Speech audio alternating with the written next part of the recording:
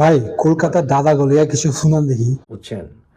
আর কলকাতার দাদাগো ব্যাপারে আমার জিজ্ঞেস করছে। ভাই শুনেন, কলকাতার দাদারা চাপা খুলবার পারে না।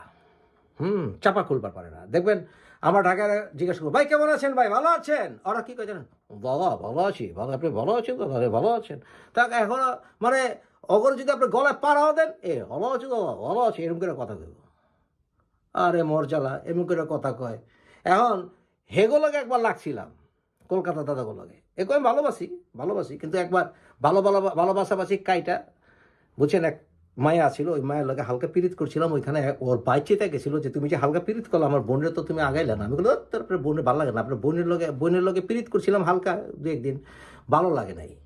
তখন আমার কয়, তাই তুমি আমার বোনের সাথে এমন করলে, এখন তোমাকে গেড়ে দেবো, মানে মুখ খুলে না, গেড়ে দেবো, মানে